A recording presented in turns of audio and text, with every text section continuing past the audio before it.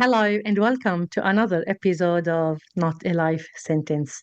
My guest today is an author, a certified life coach, and a survivor of narcissistic abuse. She believes people can break free from abuse and be stronger. Annie Neill, thank you so much for being here. How are you? I'm good. Thank you so much for having me. Annie, what do you do and how do you support people?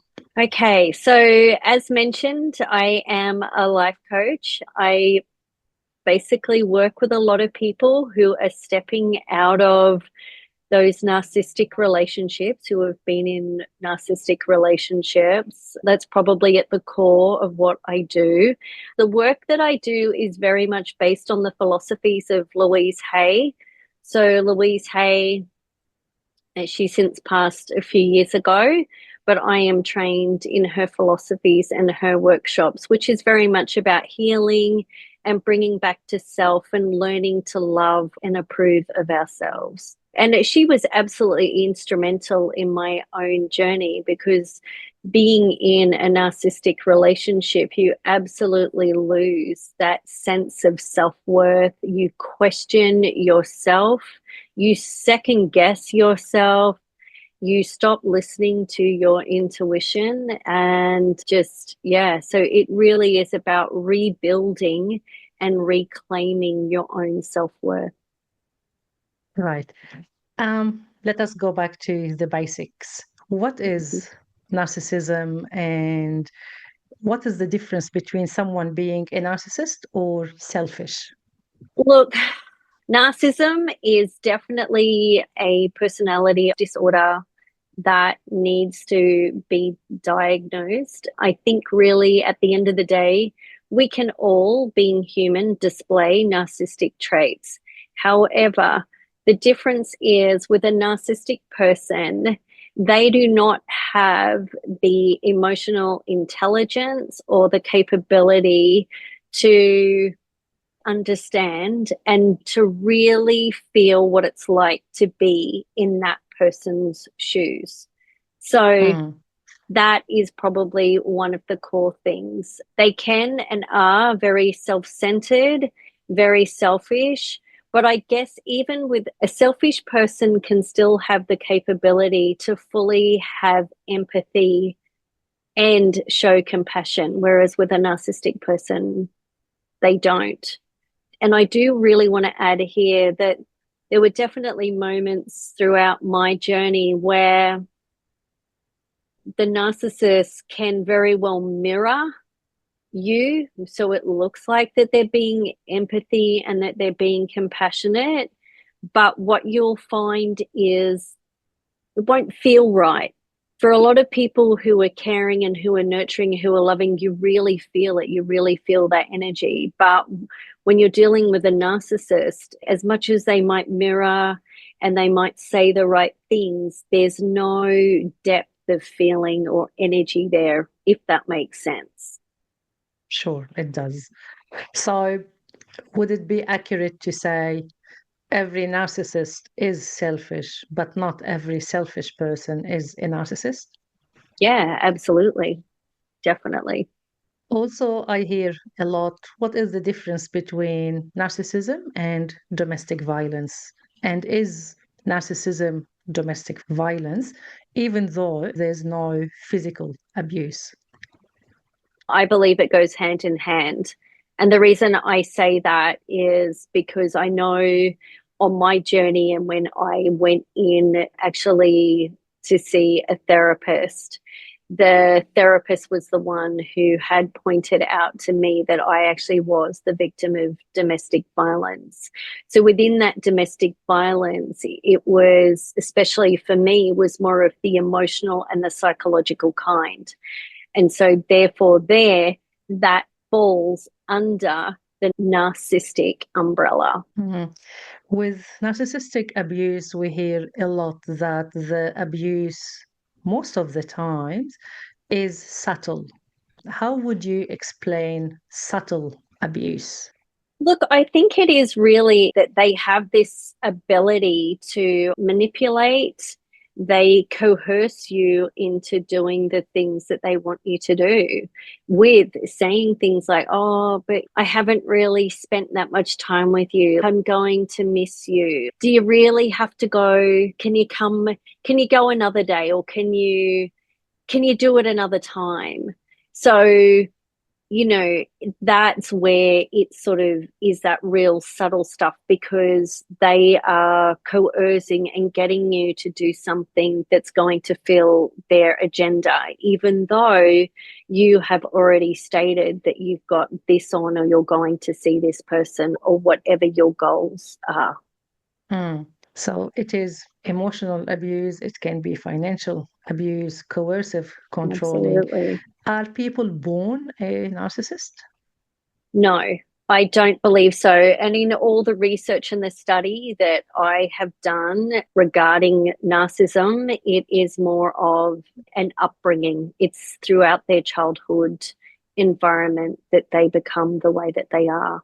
So, what type of behaviors there's more likely that a child would become a narcissist? If you were to look at, so there's a few things there. If you were to really look at, say, the mother and the son relationship, if the mother is basically, I guess, filling her son, daughter as well, in the sense of that they are like godlike, that they are really boosting up their ego all the time, that there are no, I guess, boundaries set in place when it comes to, I guess, disciplining the children, that there is no real respect, that there are no boundaries, so to speak.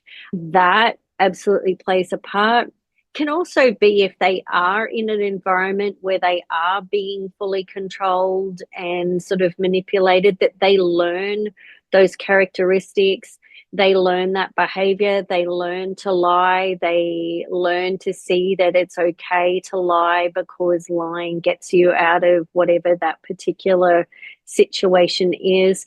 It's really all about the ego and really building up that ego, that they are like that. Although, in saying that, narcissists themselves do Mm. not generally have a very good self, I guess, a self awareness, but they don't have a very high self esteem within themselves. Hence, that's why they mirror other people.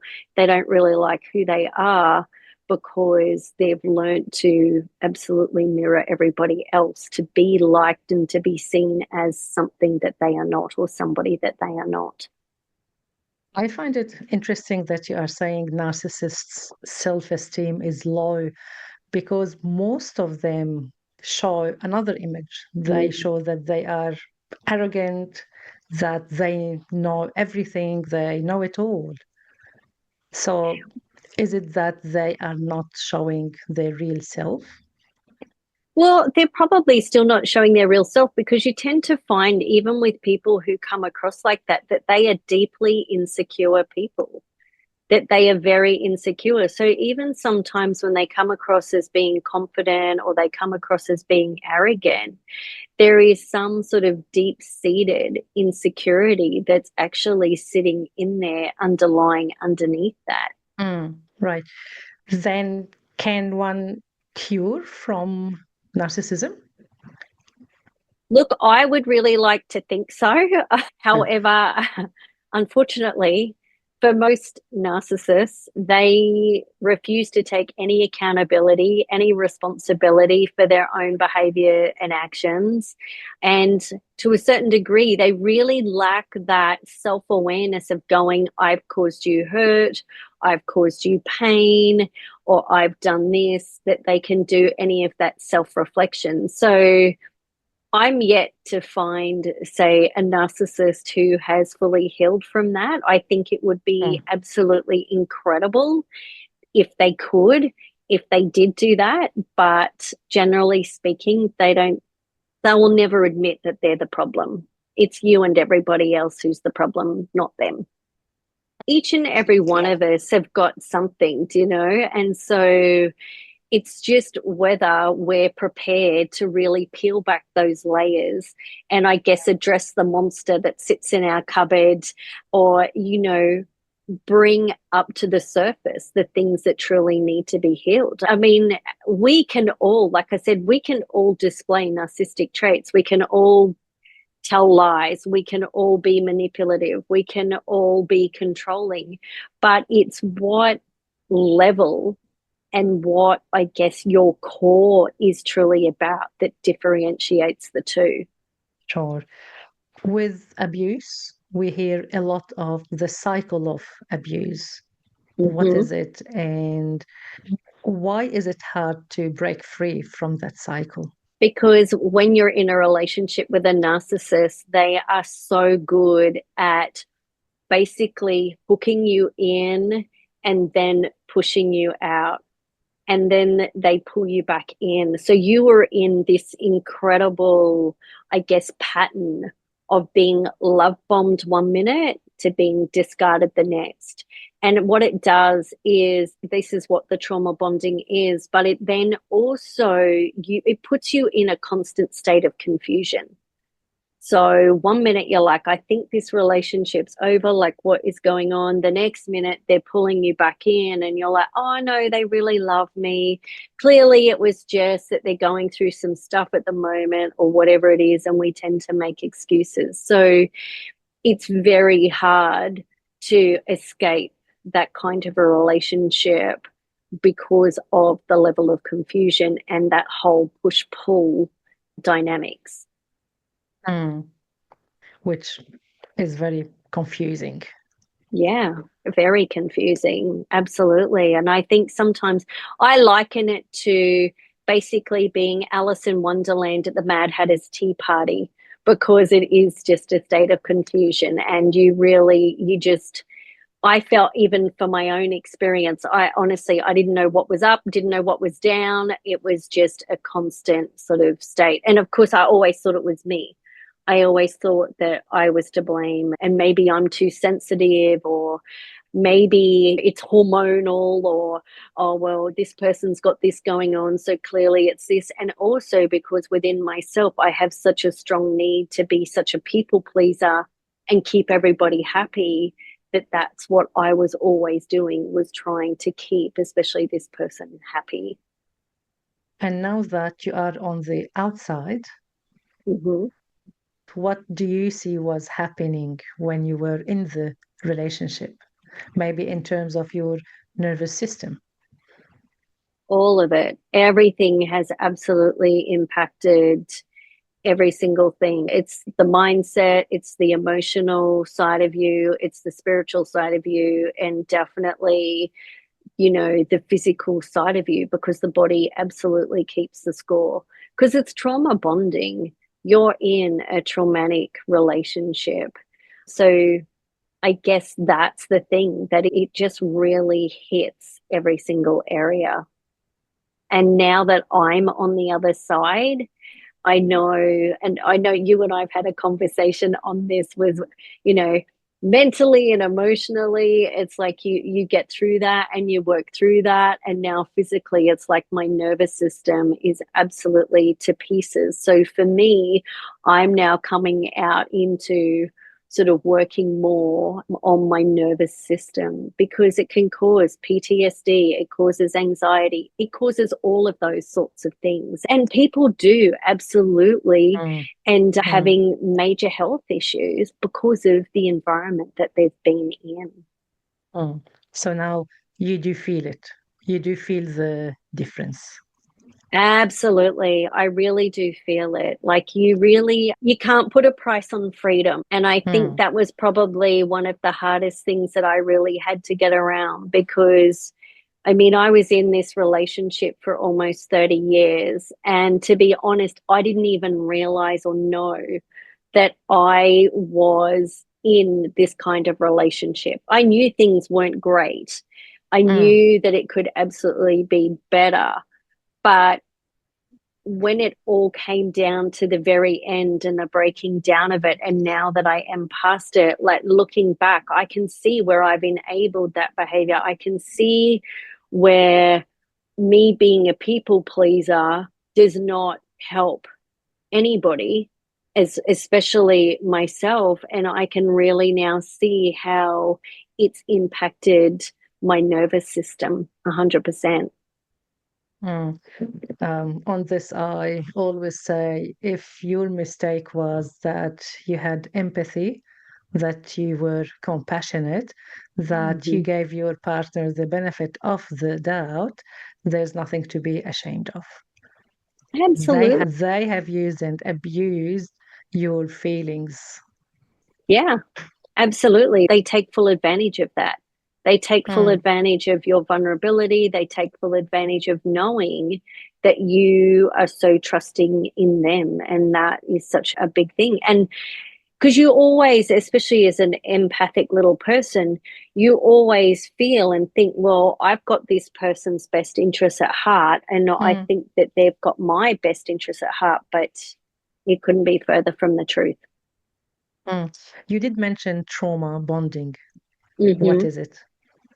The trauma bonding is where you feel like you cannot escape it. And I mean, they are so good. It really comes down to that whole push pull thing where they are giving you everything, or basically it's feeding the breadcrumbs, but they're giving you that attention and they're keeping you hooked to then sort of push you away, to pull you back in. So that's what the trauma bonding is, because you become so in love with this person and you believe it's love and you give them your heart and soul.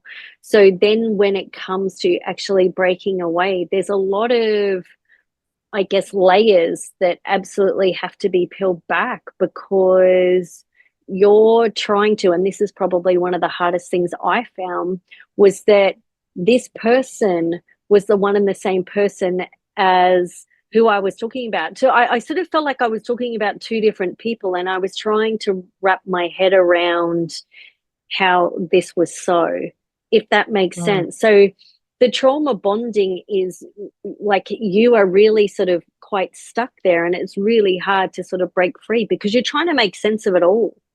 And it's a really hard thing to really make sense of that. and it doesn't make sense. No, no, it'll never make sense. Honestly, it won't, because at the end of the day, you are who you are. They are who they are, and they are wired that particular way, whereas we're not. Mm.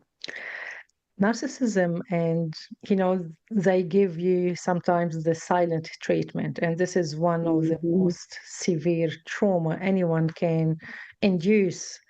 Healing from a narcissistic relationship, is it possible? Yes, Yeah. definitely, 100%. But you do have to do the work.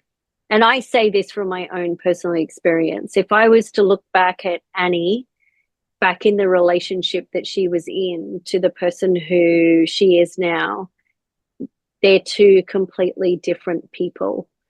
I think, if anything, the person whom I am today is even more so compassionate, is even more so loving, because of now the work that I do.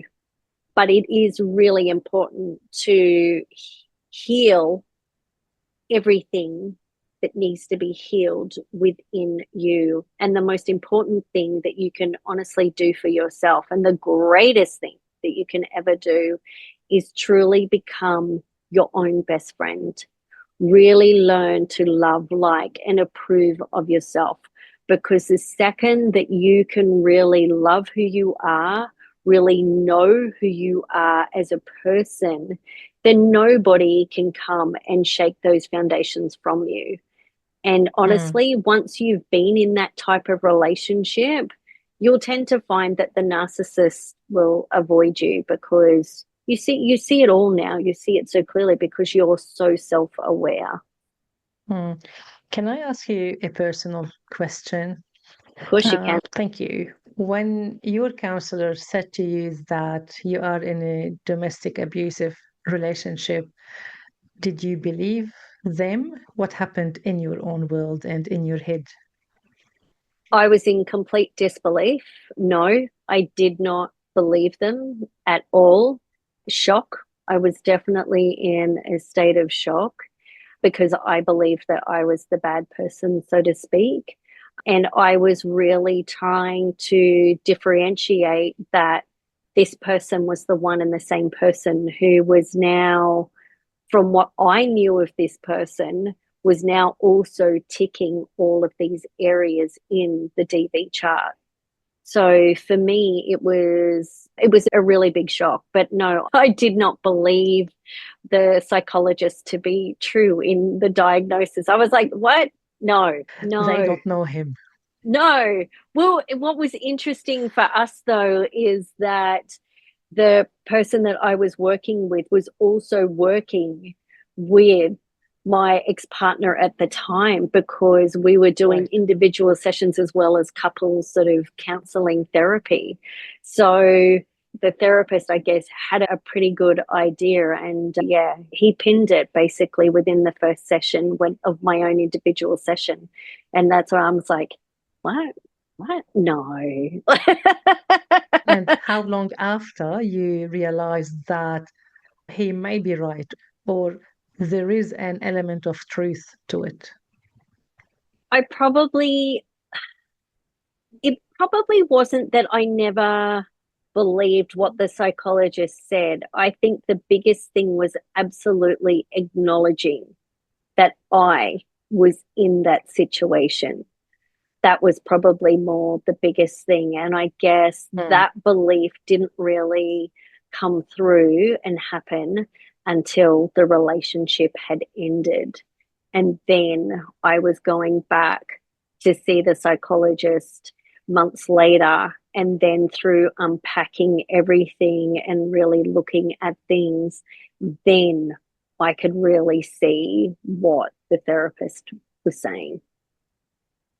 All right, so you still went and saw the same therapist. You didn't change him. No, because he was so good. He was really instrumental in my healing. And for the fact that he was absolutely able to pinpoint everything and actually go, hang on a second, Annie, what you're saying actually, that's not true. This is the truth. And I know this because I've got 40 odd years experience in my field. I know what I'm saying. So I guess it just was more for me, not that I didn't trust him, but in the sense of just trying to believe that what this person was truly saying was absolutely really true. So, yeah. You have recently published your book that is Stronger Than Before, Healing from a Narcissist. Do you Mm-hmm. have it around? Can you show it to us? And what can Yes. you tell us about it? Okay. So, bear with me. This is my book, Stronger Than Before, Healing from a Narcissist. You can purchase it on Amazon in paperback or Kindle format if you choose to. It really is. I wrote it more, I guess, a guide as a handbook for anybody who is in that, or just finding out that they are in a relationship with a narcissist, or they've just stepping out of that relationship. That's why I wrote the book. So I have in this book written out, I'm just going to open it up, sorry, to the contents Mm-hmm. page. Like I list the narcissistic types, I list the key terms, but I guess the key components, and this was probably really, I feel, is the heart and soul of the book, which really sort of helped me now that I look back at things. And that was really looking at in here it's called the 12 tips. And it really is, I think, one of the first things that was prevalent was to really have that radical acceptance and really reclaim that, you know what, this is the reality of, this is the situation. You are, or you were, a victim of domestic violence, that you were or are in that kind of relationship. So that's one of the key topics that I speak about first.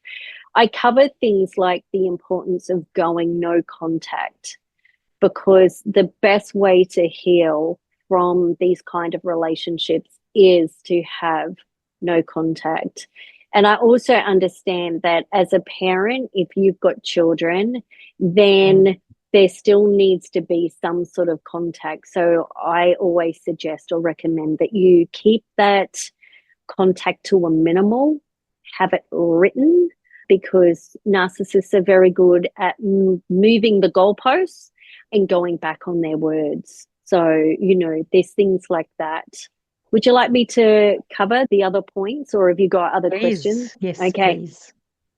The other tips I have is setting and maintaining boundaries, because it's very important that you do set those boundaries. It's really important that when you are and having to co-parent with a narcissist, that you keep it to facts and just keep it very factual, make it all about the children.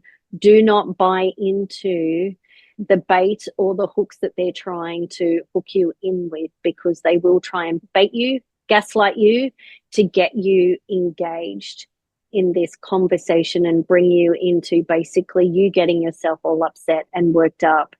Breaking the trauma bonds and escaping those narcissistic hooks again, which is like literally the best thing, is absolutely having no contact. Rebuilding your self-identity. And one thing that I do cover here is the narcissist can only ever play two roles. They either play the role of the hero or they play the role of the victim. So there is always an agenda, and they will use those roles to their advantage for whatever is going to suit basically their agenda. Flying monkeys, it might be a term that, some of your listeners are familiar with. Some people might not be. The flying monkeys are basically the people who will believe what the narcissist is saying. They will basically go and elicit information of what you're up to, things like that, and go back and literally report back to the narcissist. Sometimes it's intentional, sometimes it's not. Sometimes people are just sort of literally caught in that thing where they're like, I don't want to take sides. I don't want to be seen taking sides. I'm just going to play it neutral. But unfortunately, what ends up happening is, even though their intentions are good and well, the narcissists are very good at extracting information from them. So, as much as their intention might be pure, it doesn't generally pan out that way. Learning to trust again is rebuilding yourself, learning to trust in yourself, learning to listen to your intuition, trusting with who you are, learning to rebuild your own life. Looking at, for those of us who've had to basically been cheated on, their new supplies, who the new supply is, and identifying what's healthy, what's not healthy. There's a lot of cheating and things like that go on. I also look at, towards the end, is really reconnecting with yourself, reconnecting with what brings you joy, what brings you passion, what lights you up. And I found probably one of the hardest questions for me in my journey was, when it was all over, so to speak, was, well, what do I want? I mean, for most of my life, and especially being a people pleaser, I was always going around doing what everybody else wanted because I wanted them to be happy. So that question absolutely scared the bejesus out of me. So I've actually written a journal called Finding My Purpose, and I'm in the process of completing an online course that I'm putting out there for everybody, where they can do it at their own pace, accompanying with this journal about finding your purpose, because that was a massive thing, absolutely massive thing for me. I also look at healing from the narcissist in the sense of like the somatic healing, healing your inner child, healing who you are. And then the last thing is I look at is financial abuse. Financial abuse is definitely something that sort of comes part and parcel with it, and really rebuilding your own relationship, rebuilding your independence, and rebuilding your own relationship with money, because that was a really big thing as well. And I also discuss and talk about the importance of going to therapy, and also divorcing the narcissist. For a lot of the times you tend to find, or I have absolutely found with clients and even myself, they'll tell you, oh, we don't need a lawyer, like lawyers are going to cost too much money, we can do it ourselves. And honestly, that was something I was really grateful with the Australian law, is you have to absolutely seek legal advice regardless. So definitely do that, because your solicitor, lawyer, they become your buffer. They know the law and they are not emotionally involved in this. So yeah, I highly recommend that as well. So really, it is thorough, and there are some great tips. Yeah, I think so. The feedback I have received has been absolutely really incredible, where people have absolutely said this is definitely something that I can see that people who are stepping out of this kind of relationship, it's really great for that. So yes. I have read it, and I'm going to ask you about projection. You Yes. give a great analogy there. Can you first Mhm. explain what projection is and what is your analogy when it comes to the fingers? Yes, absolutely. Look, it's one of my favorites. This is not something I came up with. It was something my therapist taught me. Projection is basically when the narcissist is telling you that you have done something or you are something. So they might turn around and basically say that you're a liar, you're cheating, or you're this, that, but you know that you haven't lied, you haven't cheated, or anything like that. So what they're actually doing, what you tend to find, is they're the ones who are lying, they're the ones who are cheating. So they're projecting that onto you. And so if you can form the gun with your hand, when you form that gun, projection is they're pointing their finger at you, they're blaming you for something that you're not, but there are three fingers pointing back at them. So when they are projecting, and if you know it not to be true about yourself, then what you'll do is you'll find that they're actually describing themselves. So I just love it. always just think of that. If somebody is projecting something onto you that you know is not true, then just look where those three fingers are pointing back at, and they're basically describing themselves. So when they are pointing the finger at you, there are Yeah, three fingers still yeah, pointing out towards them. yeah. Because it's like that gun shape. So 100%. Yeah, That is awesome. it's a Uh, great analogy. It it, really. it does explain it really well. Yeah. Yeah, definitely. It really does. Because I mean, I've been called all sorts of things, and I'm sitting there going, what? Huh? No, Hmm. no, that's not true. And then, yeah, it was then when I'd gone into therapy, and I'm like, but they're saying this, but I know that's not true. Like, I know why I Hmm. haven't done that. And that's when it was like, well, if you get your hand out and you look at the gun, where are those three fingers pointing back to? Who are they pointing back to? And I was like, oh my gosh, now I see it all. So it's a really great analogy. Hmm. In your book as well, you talk about the mirror work. Mm-hmm. First, what is it and does it really work?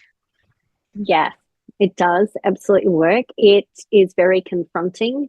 Mirror Hmm. work is really addressing yourself in the mirror, looking at yourself, really looking into your eyes, and really learning to begin to love and approve of yourself. So, one of the key things with Louise Hay's work is I love and approve of myself. And when I first started doing mirror work and saying those kinds of words to myself in the mirror, I felt ridiculous. It felt weird.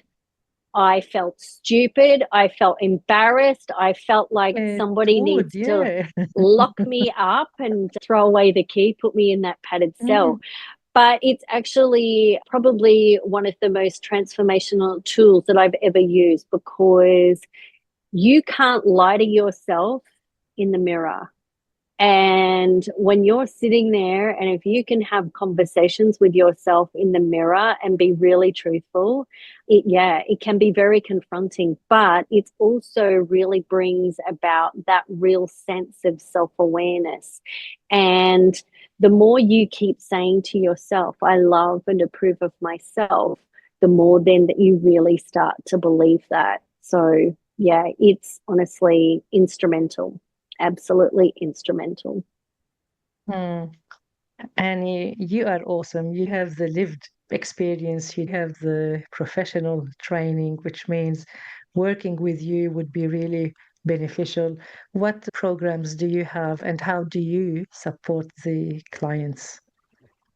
At the moment, I do the one to one coaching. So a lot of my time is working with the individual clients. And for that, I always want to create a safe space, sacred space for each and every one of my clients so that they really feel like they are validated, that they are being heard, that they are not crazy, and that everything that they say and feel is absolutely worth validating. So, a session, I guess, with me is very much, it ranges in the sense of generally it's a 90-minute session, but we cover whatever it is that's really playing on the forefront of your mind. And I will honestly question my clients, get them to really think about things and really start to open them up, because it really is becomes a very much of a self-awareness journey. The other thing is that I do offer workshops which are based on Louise Hay's workshops. And I also, like I was just saying earlier, I have the Finding My Purpose journal. There is a course that is attached to that. I just need to finalize that, and then she will be fully operational and ready to go. And where can people find you? You can find me on Instagram and Facebook under Anni Neill, which is ANNEILL. You can absolutely go to my website, which is www.riseupandheal.com. Rise Up and Heal is basically my signature message, because we are all rising up and we are all healing. So, yes, that's where you can find Hmm. me. I love the website, Rise Up and Heal. Yeah, And this yeah, is what your work and your mission are about. absolutely. Any last words? What or how would you like to end our chat with?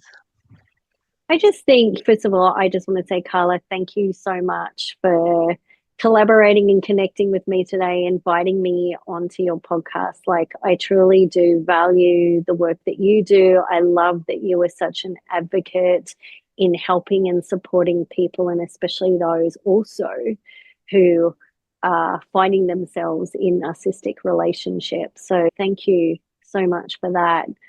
I guess for those of you who are listening, I just want you to know that you are definitely not alone. There, it's a journey. It's like no other. I can't even begin to describe it, but when you've been in it, you know it, because you honestly can't even put it into words. But you absolutely and definitely never ever alone. Please reach out, get the support that you need, talk to people, especially ones who have been through it, because they fully understand it, especially the level of confusion and the manipulation and that you've gone through, and really trust your intuition. Oh my goodness, Mm, really trust your mm. intuition. Yeah, Annie Neil, thank you so much for making the time to come on my show today. thank You you. have a lovely afternoon and take care. You too. Thank you so much. Thank you.